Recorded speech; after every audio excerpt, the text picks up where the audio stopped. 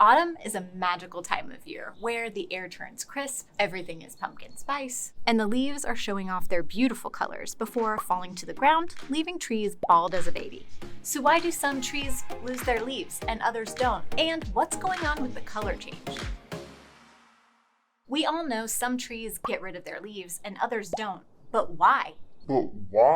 This comes down to adaptive strategies that helps each species of tree survive based on the environment they grow in. First, you have conifer trees that tend to have needle-like leaves like this that are durable, waxy, and able to withstand a wide range of elements and temperatures, which means they can stay on the tree year-round and photosynthesize year-round and allow these trees to grow in environments that are really harsh. These needles take a lot of energy and resources for the trees to create, so they don't want to lose them every year. They're expensive. Instead, they hold on to them for 3 to 5 years or more, depending on the species. Then on the other hand, you have deciduous trees, like these guys, that have a completely different strategy. Instead of spending all that time and energy creating really waxy, durable needles that stay on year-round, during the winter, they chill out, unintentional pun, and store their energy. That way, when spring rolls around and there are longer days, they can pop out these really big, energy-efficient, paper-like leaves. This allows the tree to absorb a lot of light,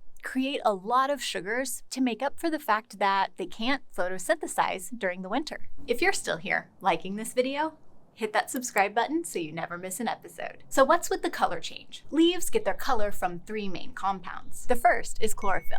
Chlorophyll is involved in photosynthesis, a process by which plants turn carbon dioxide in water into sugar and oxygen by harnessing the sun's energy. Chlorophyll absorbs a wide spectrum of light, except for green, which it reflects back, which is why we typically see leaves as green. Then there are the carotenoids. Think carrots. Carotenoids give leaves their yellow and orange hues. Carotenoids are present year-round with chlorophyll and chloroplasts, the organelles where photosynthesis occurs. Lastly, there's a group of compounds known as anthocyanins. They give plants their reddish hues and are often found in things like blueberries, cranberries, and lots of dark red leaves. These anthocyanins are actually produced in the fall when chlorophyll starts to break down. Now in the fall, days are getting shorter and there's less daylight happening in general. So these trees actually stop photosynthesizing and they start to retract nutrients from their leaves to store them for the winter. Chlorophyll is highly valuable, so in very general terms, the tree slurps that stuff back into its tissue. As it travels out of the leaf, it starts to expose other pigment molecules. This means that the yellows and the oranges of the carotenoids can start to show through. But that's not all.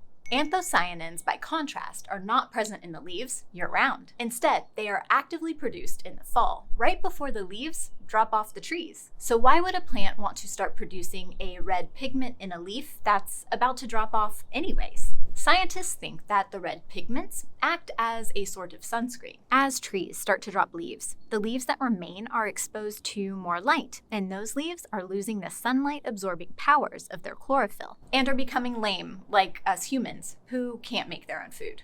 Here's a science experiment you can do with leaves of different colors. As leaves fall to the ground, they collect and become known as leaf litter, which plays a critical role in the health of ecosystems. So why are a bunch of dead old leaves on the ground so important, you ask? A few reasons. In the fall, it tends to rain more, and exposed soil and dirt can easily be eroded or washed away by falling raindrops. But leaf litter helps break up those raindrops and allows the water to seep into the soil slowly. As leaf litter collects, it provides an insulated, protective layer for native animals. Just a few inches below the soil surface, for example, many insects go into a hibernation-like state called diapause, lying dormant until the ground warms. Moths undergo a full transformation under the cover of leaves, bark and soil, and pupate in cocoons, emerging as adults the following spring. Fireflies live the bulk of their lives as larvae in leaf litter and in moist areas where they can thrive.